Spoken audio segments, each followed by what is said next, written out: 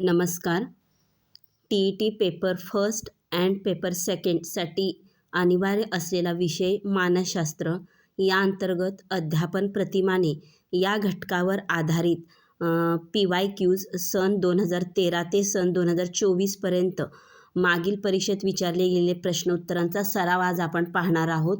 जवळपास 100 प्रश्नोत्तरांचा सराव आपण या व्हिडिओच्या माध्यमातून करणार आहोत आणि हे प्रश्न तुमच्यासाठी खूपच उपयोगी ठरणार आहेत. ओके, चला आपण पाहूयात. प्रश्न क्रमांक पहिला सन 2013च्या TETमध्ये विचारला गेलेला हा प्रश्न आहे. बघा, इथं दिलेलं TET 2013ला विचारलेला आहे. प्रश्न क्रमांक पहिला आहे, अध्यापन प्रतिमानांचे जनक कोण आहेत? अध्यापन प्रतिमानांचे जनक कोण आहेत? तर बघा, आपल्याला माहिती आहे की आपण यापूर्वी या घटकावर आधारित व्हिडिओ पाहिलेले. तर अध्यापन प्रतिमानाचे जनक जे आहेत ते मार्शा विल आणि ब्रूस जॉईस हे आहेत. मार्शा विल आणि ब्रूस जॉईस. त्यामुळे बरोबर उत्तर आहे पर्याय क्रमांक 3. ओके, नेक्स्ट प्रश्न बघूया आपण. प्रश्न क्रमांक 2 आहे. तो प्रश्न सन 2014च्या TETमध्ये विचारलेला होता. प्रश्न आहे, खालीलपैकी कोणता गट अध्यापन प्रतिमानांच्या मूलभूत घटकांचा गट आहे? तर बघा, अध्यापन प्रतिमानांचे जे मूलभूत घटक आहेत त्याचा कोणता गट आहे? तर आपण 5 मूलभूत गट आहेत अध्यापन प्रतिमानांचे. मग कोणते गट आहेत? तर त्यातला गटातील पहिला घटक आहे उद्देशबिंदू. उद्देशबिंदू म्हणजे काय? तर अध्यापन प्रतिमानाचा जो आपण वापर करणार आहे, प्रतिमान म्हणजेच मॉडेल, अध्यापनाचं मॉडेल. तर त्याचा जो पहिला घटक आहे तो आहे की त्या प्रतिमानाचा उद्देश ठरवायचा, उद्दिष्ट ठरवावी लागतात. त्यानंतर संरचना करावी लागते. म्हणजे अध्यापन प्रतिमानासाठी कोणती साधने वापरायची, तंत्र पद्धती आवश्यक आहेत यांचं नियोजन करणे म्हणजे संरचना. तिसरा घटक आहे सामाजिक प्रणाली. अध्यापन प्रतिमानानुरूप शिक्षक आणि विद्यार्थ्यांच्या ज्या भूमिका ठरलेल्या आहेत आपल्या अध्यापनामध्ये, त्या भूमिका आपल्याला नमूद कराव्या लागतात या सामाजिक प्रणाली या घटकामध्ये. आणि त्यानंतर चौथा घटक आहे सहाय्यभूत प्रणाली. तर अध्यापन प्रतिमानांचा वापर करताना वर्गरचना कशी पाहिजे, आपल्या अध्यापनाला सहाय्यभूत प्रणाली विचार करायचं. वर्गरचना कशी पाहिजे, कोणत्या साधनांची आवश्यकता आहे याचा विचार करून त्याचं नियोजन करणे. इथं 4 घटक दिलेले आहेत. 5वा घटक जो आहे तो आहे प्रतिक्रियेचे तत्त्व. 5वा घटक आहे प्रतिक्रियेचे तत्त्व. यामध्ये काय देण्यात आलेलं आहे? तर अध्यापन प्रतिमानाच्या वापरानंतर विद्यार्थ्यांच्या अपेक्षित उद्दिष्टांचा विकास कितपत साध्य झाला, म्हणजेच आपलं अध्यापन यशस्वी झालं की नाही याची प्रतिक्रिया तत्त्व हे 5वा घटकमध्ये येणार आहे. म्हणजे आपण जे उद्दिष्ट ठरवलेलं होतं ते कितपत साध्य झालं. अशा पद्धतीने अध्यापन प्रतिमानांचे एकूण 5 घटक आहेत. इथं 4 देण्यात आलेले आहेत आणि 5वा घटक आहे प्रतिक्रियेचे तत्त्व. ओके, त्यानंतर बघा, प्रश्न क्रमांक 3 सन 2016च्या TETमध्ये हा प्रश्न विचारला गेलेला होता. यामध्ये प्रश्न आपण प्रथम वाचूयात. जेव्हा विद्यार्थ्यांमध्ये समस्या सोडवून त्यांचे निराकरण करण्याची क्षमता तसेच प्राप्त माहितीचे विश्लेषण व वर्गीकरण करून संकल्पना विकसित करण्याची क्षमता विकसित केली जाते, तेव्हा खालीलपैकी कोणत्या प्रतिमानाचा उपयोग होतो? तर बघा, इथं विचार करत असताना आपल्याला बघायचं आहे की प्राप्त जी माहिती आहे, विद्यार्थ्यांना समस्या निराकरण करायचं आहे, समस्या सोडवून त्याचं निराकरण करण्याची त्यांची क्षमता पाहिजे. त्यानंतर प्राप्त माहितीचे विश्लेषण आणि वर्गीकरण करून संकल्पना विकसित करायची आहे. तर ही क्षमता कोणत्या प्रतिमानामध्ये येते? तर बघा, जेव्हा ज्ञान, विश्लेषण, समस्या सोडवणे अशा जेव्हा क्षमता येतात तेव्हा त्या क्षमता ज्ञान प्रक्रिया प्रतिमानामध्ये येतात. ट्रिक जर म्हणायचं असेल तर ज्ञान मिळवणे. मग ज्ञान प्रतिक्रियामध्ये काय काय येतं? तर परिकल्पना निर्माण करणे, समस्येची उकल करणे, संशोधन विकसित करणे, उद्गामी अनुमान पद्धती, पुन्हा विविध अर्थपूर्ण रीतीने ज्ञानाचे विविध संघटन करणे, स्मरणशक्तीस चालना, हे काही ज्ञानाशी संबंधित जे घटक आहेत ते ज्ञान प्रक्रियाकरण प्रतिमानामध्ये, प्रतिमान म्हणजे मॉडेल, हे लक्षात ठेवा. आणि ज्ञान प्रक्रियाकरण प्रतिमानामध्ये की नाही एकूण 7 अध्यापन प्रतिमाने देण्यात आलेली आहेत. या 7 अध्यापन प्रतिमाने जी आहेत ती ज्ञान प्रक्रियाशी संबंधित आहेत. म्हणून हे वरील प्रश्नामध्ये सर्व घटक हे ज्ञान प्रक्रियाकरणाशी संबंधित असल्यामुळं बरोबर उत्तर येणार आहे ज्ञान प्रक्रियाकरण प्रतिमान. ओके. त्यानंतर प्रश्न क्रमांक 4 बघा.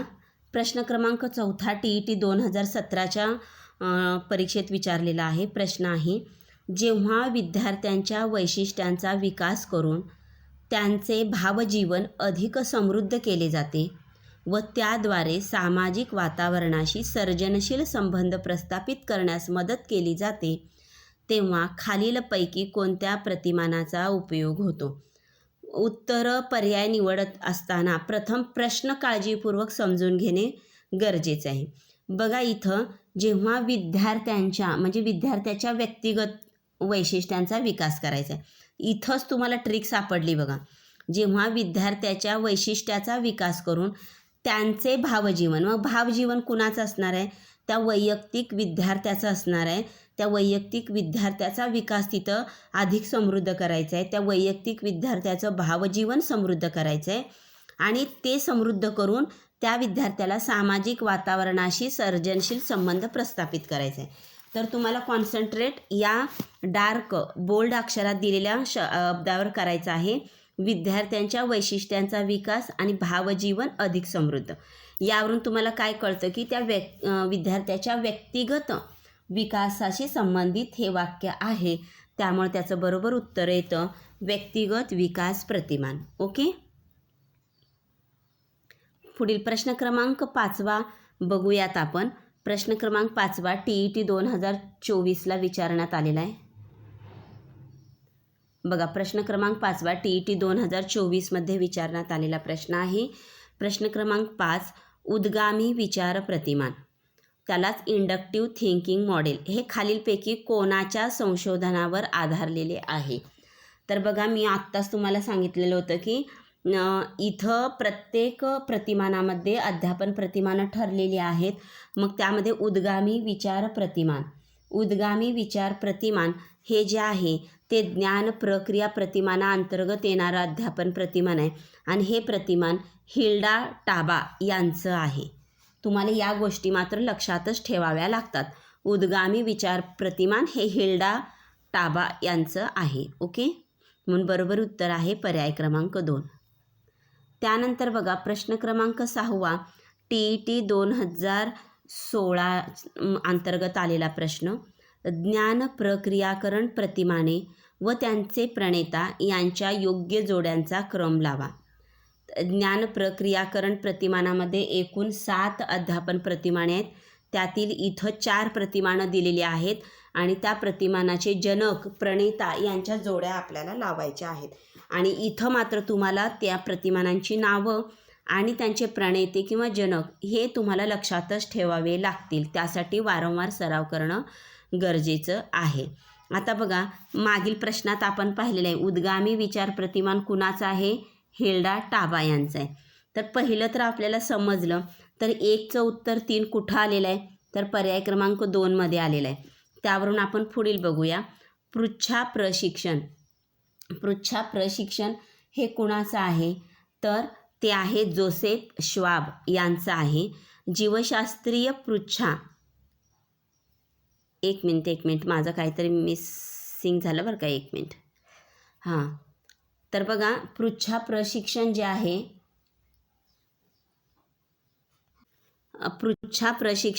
ते रिचर्ड सचमन यांचं आहे.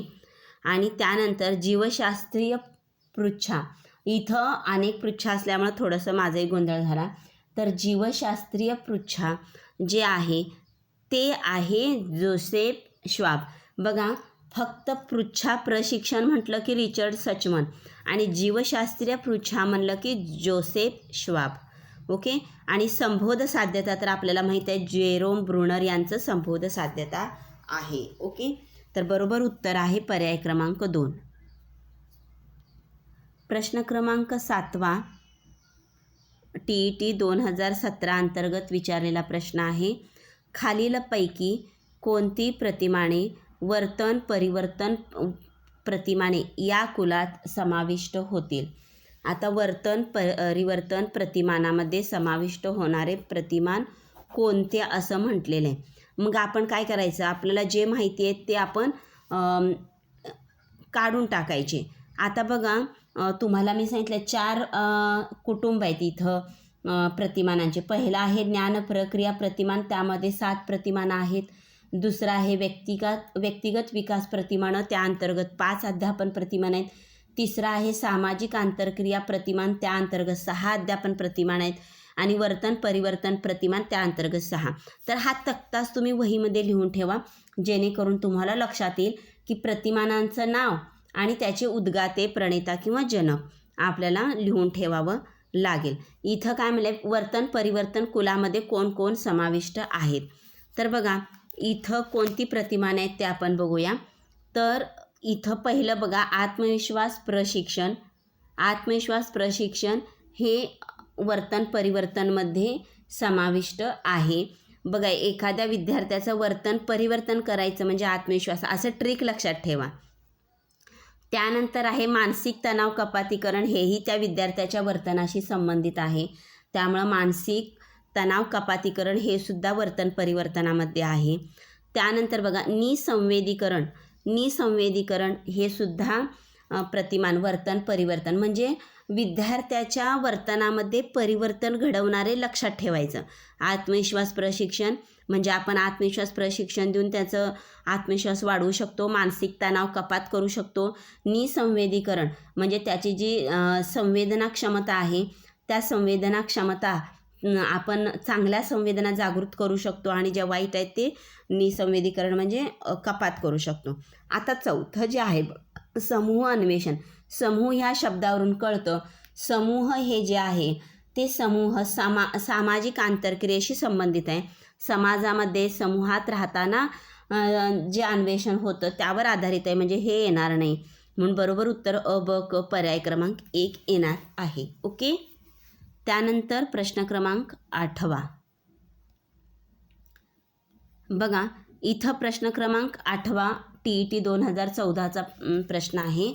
अध्यापन प्रतिमानांच्या बाबतीत खालीलपैकी कोणते विधान असत्य आहे?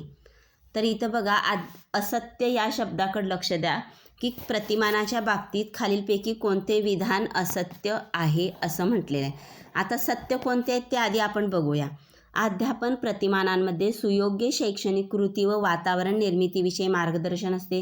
हे बरोबर आहे, कारण आपण वातावरण निर्मिती पाहिलेली आहे सहाय्यभूत प्रणालीमध्ये, वर्गरचनेमध्ये वगैरे. दुसरं बघा, अध्यापन प्रतिमानामध्ये आधारभूत मानसशास्त्र सिद्धांताचा अंतर्भाव नसतो म्हटलंय.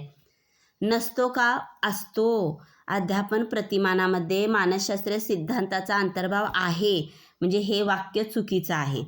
नेक्स्ट, अध्यापन प्रतिमानाचा वापर करताना शिक्षकाची भूमिका ताठर नसते. ताठर नसते म्हणलंय, बरोबर आहे, ताठर नसते, लवचिक असते, म्हणजे हे सुद्धा वाक्य बरोबर आहे. शिक्षकाची भूमिका सुलभकाची, मार्गदर्शकाची आणि लवचिक असते.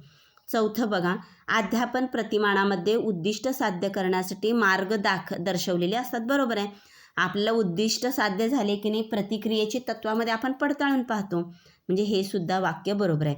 मग असत्य विधान विचारल्यामुळं पर्याय क्रमांक 2 हे या प्रश्नाचं उत्तर येतं. ओके.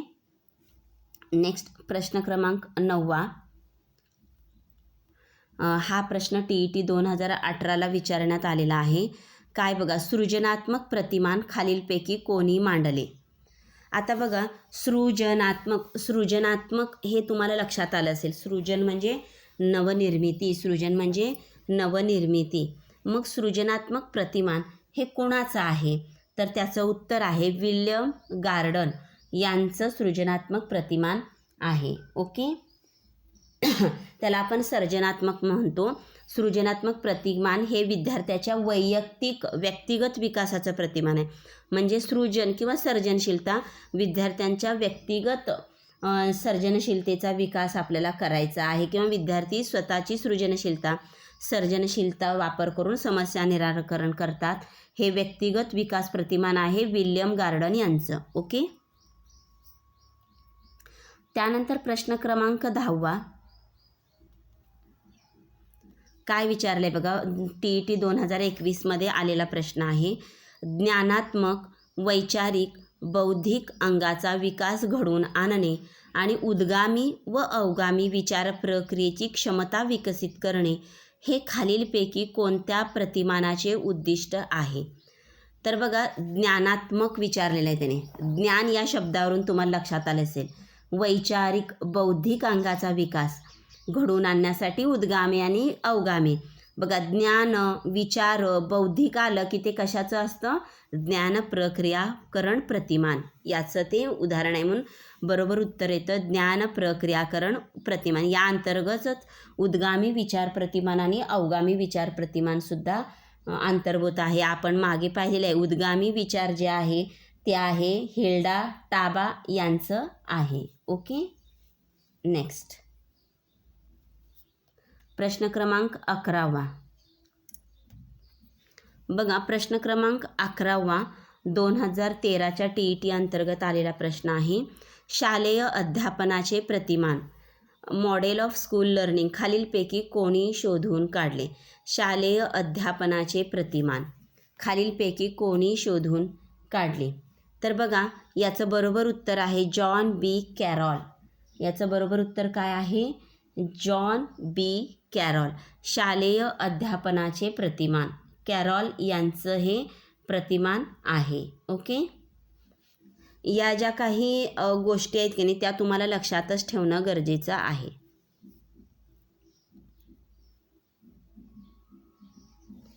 त्यानंतर TET 2016 विचारलेला 12वा प्रश्न. अध्यापन प्रतिमान स्वरूपाबाबत खाली दिलेल्या विधानापैकी कोणती विधाने योग्य आहेत. तर बघा, योग्य या शब्दावर तुम्हाला लक्ष केंद्रित करायचं आहे. योग्य असं विचारलेलं आहे. योग्य आहेत, योग्य यावर तुम्ही लक्ष केंद्रित करा. तर कोणते विधान योग्य आहे बघूयात आपण. अध्यापन प्रतिमान म्हणजे वर्गात अध्यापनासाठी मार्गदर्शन करणारा आराखडा होय. योग्य, अगदी योग्य. कारण आपण पाहिले अध्यापन प्रतिमान हे एक मॉडेल असतं आणि त्या मॉडेलनुसार आपल्याला त्या अध्यापनाचा एक आराखडा तयार करायचा असतो, नियोजन तयार करायचं असतो. म्हणजेच तो आपल्या अध्यापनासाठी मार्गदर्शन करणारा आराखडा असतो. हे वाक्य बरोबर आहे. त्यानंतर अध्यापन प्रतिमान म्हणजे अन्य परिस्थितीत अध्यापनासाठी मार्गदर्शन करणारा आराखडा होय. हेही वाक्य बरोबर आहे की जे तुम्ही अध्यापन प्रतिमान म्हणजे अध्यापनाचा मॉडेल तुम्ही तयार करणार आहात, आराखडा तयार करणार आहेत, तो अन्य परिस्थितीतसुद्धा मार्गदर्शन ठरणार आहे. ओके. त्यानंतर तिसरं वाक्य बघा. अध्यापन प्रतिमान वापरताना साचेबंदपणा असावा लागतो. बघा, अध्यापन प्रतिमान वापरताना साचेबंदपणा असावा लागतो. म्हणजे याच पद्धतीने गेलं पाहिजे असं पाहिजे का? तर अजिबात नाही. तिथं लवचिकता आलेली आहे शिक्षकांच्या मार्गदर्शकामध्ये किंवा काही ठिकाणी आपण लवचिकता आणू शकतो. पूर्ण साचेबंदपणा असावाच असं बंधन नाही. त्यामुळे यामध्ये योग्य विधानं कोणती आहेत? अ आणि ब म्हणून पर्याय क्रमांक 1 हे याचं उत्तर आहे. तुम्हाला जर समजत असेल तर कमेंटमध्ये तुम्ही कमेंट देऊ शकता की तुम्हाला प्रश्नांची उत्तरं क्लिअर होत आहेत का ते. नेक्स्ट बघा. खालीलपैकी कोणत्या प्रतिमानांमध्ये आपल्या आजूबाजूच्या अनिष्ट प्रश्नांचे निरीक्षण करणे, त्यासंबंधी चर्चा करणे, अनिष्ट प्रथांचे बळी झालेल्या व्यक्तींच्या मुलाखती घेणे इत्यादी गोष्टींचा विचार केला जातो. हा प्रश्न TET 2018 अंतर्गत आलेला आहे. तर इथं काय म्हटलं आहे बघा, तुमच्या आजूबाजूच्या अनिष्ट प्रश्नांचं तुम्हाला निरीक्षण करायचं आहे. आजूबाजूचं म्हटलं आहे. आजूबाजू म्हणजे तुम्ही ज्या समाजामध्ये राहता त्या समाजामध्ये असलेल्या अनिष्ट प्रश्नांचं निरीक्षण करायचं, त्या अनिष्ट प्रश्नासंबंधी चर्चा करायचं, अनिष्ट प्रथांचे बळी झालेल्या व्यक्तीच्या मुलाखती घेणे. मग समाजासंबंधित जर हे समस्या असेल तर ती येते सामाजिक आंतरक्रिया प्रतिमानामध्ये. ओके. तर बघा, इथं उत्तर सांगताना मी थोडेसे क्ल्यू देण्याचा प्रयत्न करत आहे. 2018 आलेला हा प्रश्न आहे. ओके. त्यानंतर इथं उत्तर तालिकासुद्धा मी तुमच्यासमोर दिलेली आहे. तर तुम्ही इथं उत्तर तालिका बघू शकता, तुम्ही याचे स्क्रीनशॉटसुद्धा घेऊ शकता. ओके, चला नेक्स्ट प्रश्नमंजुषा आपण पाहूया. तर बघा, आता नेक्स्ट प्रश्नमंजुषामध्ये प्रश्न क्रमांक पहिला आलेला आहे. काय आलेला आहे प्रश्न? अध्यापन प्रतिमानांचे 24 प्रकारात, अध्यापन प्रतिमानांचे 24 प्रकारात आणि 4 प्रमुख कुटुंबात वर्गीकरण कोणी केले? बघा, आत्ताच आपण मागील प्रश्नामध्ये सुद्धा हा प्रश्न येऊन गेलेला आहे. 24 प्रकार आहेत टोटल अध्यापन प्रतिमानाचे आणि 4 कुटुंब आहेत. 4 कुटुंब मी सांगितलेलं आहे. ज्ञान प्रक्रियाकरण प्रतिमान यामध्ये 7 अध्यापन प्रतिमाने, व्यक्तिगत विकास प्रतिमाने या अंतर्गत 5, सामाजिक आंतरक्रिया प्रतिमान या अंतर्गत 5 आणि वर्तन परिवर्तन प्रतिमान या अंतर्गत 6 असे 24 प्रकार या 4 कुटुंबात वर्गीकरण केलेले आहेत. आणि हे वर्गीकरण केलेलं आहे ब्रूस जॉईस आणि मार्शा विल यांनी. ओके, अध्यापन प्रतिमान म्हणलं की ब्रूस जॉईस मार्शा विल लक्षातच आलं पाहिजे. नेक्स्ट क्वेश्चन, खालीलपैकी कोणता घटक अध्यापन प्रतिमानांच्या 5 मूलभूत घटकांपैकी नाही म्हणलं आहे? मी आत्ता सांगितले तुम्हाला मागील प्रश्नामध्ये अध्यापन प्रतिमानाचे 5 मूलभूत घटक आहेत. कोणते? पहिला, उद्देशबिंदू ठरवणे. दुसरा, उद्देशानुसार अध्यापनाची कोणती साधने वापरायची, कोणत्या अध्यापन पद्धती वापरायची याची संरचना करणे. तिसरा आहे सामाजिक प्रणाली, म्हणजे शिक्षकांची भूमिका काय आहे आणि विद्यार्थ्याची भूमिका काय आहे. चौथा आहे सहाय्यभूत प्रणाली, वर्गरचना कशी असायला हवी, वातावरण कसं असायला हवं, कोणत्या साधनाची आवश्यकता आहे याचा विचार. आणि 5वं तत्त्व आहे प्रतिक्रियेचे तत्त्व, म्हणजेच जी उद्दिष्ट ठरवले ते विद्यार्थ्यामध्ये कितपत साध्य झाली याची प्रतिक्रियेतून चाचपणी करणे किंवा पडताळणी करणे. हे 5 घटक आहेत अध्यापन प्रतिमानाचे. मग या 5 घटकापैकी वेगळा घटक असा कोणता आलेला आहे? तर बघा, इथं तुम्हाला दिसत असेल विद्यार्थी मूल्यमापन हे यामध्ये अंतर्भूत नाही. त्यामुळं वेगळा घटक कोणता आहे? विद्यार्थी मूल्यमापन. ओके, म्हणून पर्याय क्रमांक सी हे बरोबर उत्तर आहे. त्यानंतर प्रश्न क्रमांक 3 देण्यात आलेला आहे. बघा, हे प्रश्न तुमच्या सरावासाठी काढलेली प्रश्न आहेत. बघा, ज्ञान प्रक्रियाकरण प्रतिमाने या कुटुंबाचा मुख्य उद्देश कोणता आहे?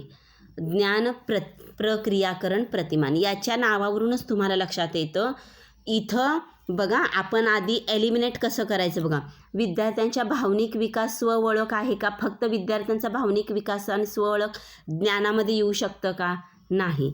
मानसिक तणाव कमी करणे, वर्तनात बदल हे वर्तन परिवर्तनमध्ये आहे. लोकशाही मूल्य समाज हे सामाजिक प्रक्रियामध्ये आहे. आणि विद्यार्थ्याचा बौद्धिक आणि तार्किक क्षमता विकास करणे हे ज्ञान प्रक्रियाकरणमध्ये येतं. म्हणून बरोबर उत्तर आहे पर्याय बी. Okay, next question. प्रश्न क्रमांक 4 या ठिकाणी देण्यात आलेला आहे. प्रश्न 4 आहे बघा, हिल्डा टाबा यांचे उद्गमन प्रतिमान खालीलपैकी कोणत्या कुटुंबाचा भाग आहे? तर आत्ताच बघा, आपण हिल्डा टाबामध्ये आपण पाहिले की उद्गमन प्रतिमान हिल्डा टाबा यांचं ज्ञान प्रक्रियाकरण या प्रतिमानामध्ये येतं. ओके, उद्गमन उदाहरणाकडून सामान्य नियमाकडे. नेक्स्ट क्वेश्चन, प्रश्न क्रमांक 5. एक शिक्षक वर्गात धडा शिकविताना प्रथम समस्येची ओळख, नंतर माहिती संकलन, शेवटी चर्चा असा कृतीचा क्रमवार टप्पा ठरवत आहे. शिक्षक प्रतिमानाच्या कोणत्या घटकावर काम करत आहे? शिक्षक प्रतिमानाच्या कोणत्या घटकावर काम करत? तर आपण आत्ता अध्यापन प्रतिमानाचे 5 घटक पाहिलेले आहेत. उद्देशबिंदू, संरचना, सामाजिक प्रणाली, सहाय्यभूत प्रणाली आणि प्रतिक्रियेचे तत्व. मग आधी समस्येची ओळख, नंतर माहितीचे संकलन, शेवटी चर्चा हे कृतीचा क्रम ठरवतोय. तो क्रम ठरवत आहे म्हणजे त्याची संरचना ठरवत आहे. तो अध्यापनाची काय ठरवत आहे? अध्यापनाची संरचना ठरवत आहे. म्हणून बरोबर उत्तर येत आहे संरचना. ओके, प्रश्नांची उत्तरांचं स्पष्टीकरण तुम्हाला समजत आहे का? कृपया चॅटमध्ये तुम्ही देऊ शकता. प्रश्न क्रमांक 6. परीक्षेपूर्वी विद्यार्थ्यामधील चिंता आणि मानसिक ताण कमी करण्यासाठी शिक्षकाने कोणत्या प्रतिमानाचा वापर करणे सर्वाधिक योग्य ठरेल? बघा, परीक्षेपूर्वी विद्यार्थ्यांची चिंता आणि मानसिक ताण कमी करायचं आहे, त्यासाठी कोणतं प्रतिमान करायचं आहे? बघा, त्या नावातच आहे, चिंता आणि मानसिक ताण कमी करणं. पण ते कुणाचं प्रतिमान आहे हे मात्र तुम्हाला लक्षात ठेवावं लागेल. त्याचं बरोबर उत्तर आहे पर्याय बी, ओल्प यांचं मानसिक तणाव कपातीकरण प्रतिमान. मानसिक तणाव कपातीकरण. तर ओल्प जे आहेत प्रणेते, त्यांनी काय केलं आहे, निसर्ग वेदन क्षमता प्रतिमान केलेलं आहे. त्यामध्ये त्यांनी मानसिक तणाव आणि मानसिक तणाव कपातीकरण असे 2 ओल्प यांचे प्रतिमान आहेत. त्यातील मानसिक ताण कमी करणं म्हणजेच मानसिक तणाव कपातीकरण. ओके, इथं लक्षात ठेवा, ओल्प यांची 2 प्रतिमानं आहेत. एक आहे मानसिक तणाव कपातीकरण आणि दुसरं आहे निसर्ग वेदन क्षमता प्रतिमान. इथं सुद्धा मानसिक ताणतणाव कमी करणेच आहे आणि इथं मात्र मानसिक संघर्ष आणि ताणतणाव कमी करणे, ओल्प. ओके, नेक्स्ट प्रश्न क्रमांक 7. प्रश्न क्रमांक 7 काय बघा, गटचर्चा प्रतिमान वापरण्यासाठी शिक्षकाला कोणत्या गोलाकार बैठक व्यवस्था व इंटरनेट सुविधा आणि संदर्भ ग्रंथाची आवश्यकता भासते? हा प्रतिमानाचा कोणता घटक दर्शवितो? तर बघा, तुम्हाला गटचर्चा घ्यायची. ओके, गटचर्चा घ्यायची आहे. मग हे प्रतिमान वापरण्यासाठी गोलाकार बैठक व्यवस्था करणे, इंटरनेटची सुविधा, संदर्भ ग्रंथाची आवश्यकता, याचा विचार तुम्ही कुठं करणार आहे? तर सहाय्यभूत प्रणालीमध्ये. म्हणजे तुमच्या अध्यापनाला कोणकोणत्या सहाय्यभूत घटक आवश्यक आहेत, बैठक व्यवस्था आवश्यक आहे, कशी करायची, मग इंटरनेट व्यवस्था कशी मिळेल का, त्याची सोय काय करायचं, संदर्भ ग्रंथ कोणता आवश्यक वाटणार आहे, हे सर्व जे सहाय्यभूत प्रणाली आहे त्याचा विचार सहाय्यभूत प्रणालीमध्ये केला जातो. ओके, प्रश्न क्रमांक 8. बघा, प्रश्न क्रमांक 8 इथं विचारलेला आहे. खालील 2 वाक्य वाचा. पहिलं वाक्य, हे प्रतिमान लोकशाही मूल्य आणि समाज सहभागावर भर देते. दुसरं वाक्य आहे, हे प्रतिमान आत्मभान आणि स्वओळख निर्माण करण्यावर भर देते. ही विधाने अनुक्रमे कोणत्या प्रतिमान कुटुंबाचे वर्णन करतात? तर बघा, इथं लोकशाही मूल्य आणि समाज सहभाग आलाय. सांगा बरं कोणतं उत्तर येतं? बरोबर आहे, सामाजिक आंतरक्रिया घडणार आहे तिथं. ओके, त्यानंतर दुसरं बघा, आत्मभान आणि स्वची ओळख. कुणाचा आत्मभान जागा करतो? वैयक्तिक त्या व्यक्तीचं, त्या विद्यार्थ्याची स्वओळख करतो. म्हणजेच हे जे 2 वाक्य आहेत ते सामाजिक आंतरक्रिया आणि व्यक्तिगत विकास या प्रतिमानाच्या कुटुंबातील आहेत. ओके, नेक्स्ट प्रश्न क्रमांक 9. बघा, कार्ल रॉजर्स यांच्या अनिर्देशित अध्यापन प्रतिमानात सामाजिक प्रणाली अंतर्गत शिक्षकाची भूमिका कशी मूल्यमापित केली जाते? प्रश्न व्यवस्थित वाचा. इथं मात्र तुमचं त्या प्रणेतेचं, जनकाचं नाव आणि अध्यापन प्रतिमानं लक्षात ठेवणं गरजेचं आहे. कार्ल रॉजर्स यांच्या अनिर्देशित अध्यापन प्रतिमानं. काय म्हटलेलं आहे? अनिर्देशित अध्यापन प्रतिमान. यामध्ये सामाजिक प्रणाली अंतर्गत शिक्षकाची भूमिका कशी मूल्यमापित केली जाते? ओके, कशी मूल्यमापित केली जाते? बघा उत्तर. तर बघा, प्रथम आपण कार्ल रॉजर्स यांची अनिर्देशित अध्यापन पद्धतीमध्ये काय आहे, त्याची उद्दिष्ट काय आहेत ते समजावून घेऊया. अनिर्देशित अध्यापन प्रतिमानामध्ये महत्त्वाची उद्दिष्ट आहेत त्या विद्यार्थ्याची आत्मजागृती, त्या विद्यार्थ्याच्या स्वायत्ततेपासून त्या व्यक्तीचा व्यक्तिविकास, ही 2 महत्त्वाची उद्दिष्ट आहेत.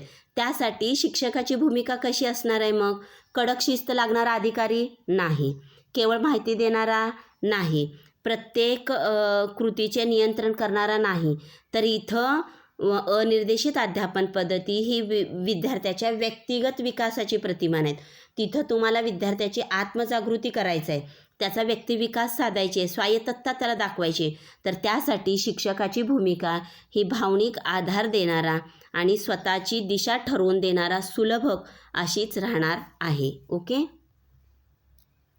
प्रश्न क्रमांक 10.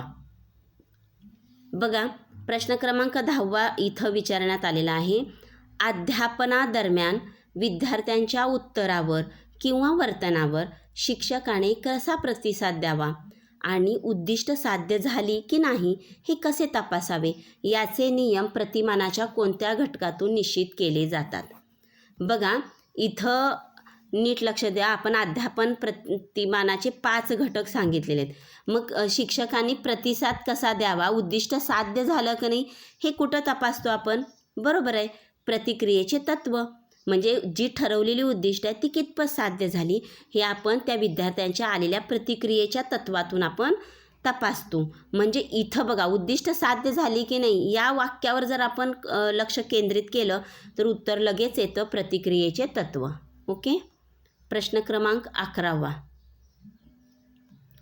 प्रश्न क्रमांक 11 काय आहे बघा. एक परिपूर्ण वर्गखोली तयार करण्यासाठी शिक्षक सामाजिक पृच्छा आणि संभवनीयता व्यवस्थापन या 2 प्रतिमानांचा मेळ घालतात. ते अनुक्रमे कोणत्या 2 विचारधारा एकत्र करत आहेत? तर बघा इथं व्यवस्थित बघायचं आहे आपल्याला. वाक्य वाचूया आपण. सामाजिक पृच्छा म्हणजे सामाजिक आंतरक्रियेशी संबंधित आहे आणि संभवनीयता व्यवस्थापन. आता बघा संभवनीयता व्यवस्थापन हे स्किनर यांचं आहे. इथं की नाही विद्यार्थ्याच्या वर्तन परिवर्तनावर लक्ष दिलेलं आहे. त्यामुळं याचं बरोबर उत्तर येत आहे पर्याय बी, सामाजिक आंतरक्रिया आणि वर्तन परिवर्तन. ओके. Next question 12. अर्थपूर्ण रीतीने ज्ञानाच्या विविध अंगाचे संघटन करण्यासाठी आणि कार्यक्षमतेमध्ये वाढ करण्यासाठी अग्रत संघटन प्रतिमान कोणी विकसित केले? तरी मी सांगितले असे जे घटक आहेत ते तुम्हाला लक्षात ठेवणंच गरजेचं आहे. अग्रत संघटन प्रतिमान हे डेव्हिड आसुबेल यांचं आहे. हे तुम्हाला लक्षात ठेवणंच गरजेचं आहे. ओके. अग्रत संघटन प्रतिमान डेव्हिड आसुबेल या प्रतिमानामध्ये काय सांगितलेलं आहे तर अर्थपूर्ण रीतीने ज्ञानाच्या विविध अंगांचे संघटन करण्यासाठी ज्ञान प्रक्रिया करण्याच्या कार्यक्षमतेमध्ये वाढ करणे. म्हणजेच अग्रत संघटन म्हणजे ज्ञानाचं संघटन करायचं आहे. ज्ञानाचं संघटन करण्यासाठी त्या कार्यक्षमतेत वाढ करणे असं डेव्हिड आसुबेल यांचं हे प्रतिमान आहे. ओके. त्यानंतर या स्लाईडमधील 13वा प्रश्न शेवटचा प्रश्न. मागील स्लाईडमध्ये आपण 13 प्रश्न आणि या स्लाईडमध्ये 13 असे टोटल 26 प्रश्न आपण पाहिलेले आहेत. तर आजच्या या व्हिडिओमधील हा शेवटचा प्रश्न आपण घेऊयात. तर बघा काय सांगितले.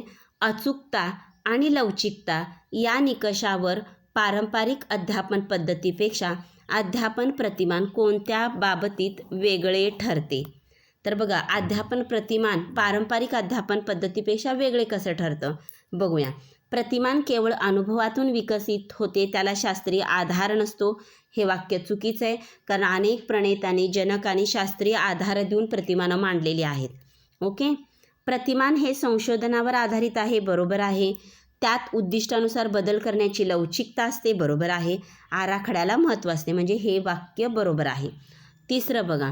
प्रतिमानात केवळ आशयाला महत्त्व असते, अध्यापन कौशल्याला महत्त्व नसते. हे वाक्य चुकीचं आहे. प्रतिमानाचा एक सुनिश्चित आणि कडक आराखडा असतो, त्यात लवचिकपणा अजिबात नसतो. हे पण वाक्य चुकीचं आहे. म्हणजे बरोबर वाक्य काय आहे तर प्रतिमान हे संशोधनावर आधारित आहे, त्यात उद्दिष्टानुसार बदल करण्याची लवचिकता असते आणि आराखड्याला महत्त्व असते. या ठिकाणी आपण 26 प्रश्न अभ्यासलेले आहेत. तर बघा माझ्या या चॅनलवर मानसशास्त्राचे सर्व घटकाचे व्हिडिओ, अत्यंत सुंदर व्हिडिओ तिथं अपलोड आहेत. तर तुम्ही त्या प्रत्येक घटकाचे व्हिडिओ तिथं पाहू शकता आणि आपण त्या प्रत्येक व्हिडिओवर आधारित जवळपास प्रत्येक घटकावर 100 प्रश्न उत्तरांचा सराव आपण 15 जूनपर्यंत करणार आहोत. तर तुम्हाला ही प्रश्न उत्तरे किंवा स्पष्टीकरण आवडली असल्यास निश्चित कमेंट करा. काही जर तुम्हाला सुचवायचं असेल तर ते सुद्धा तुम्ही कमेंटमध्ये सुचवू शकता. ओके. थँक्यू.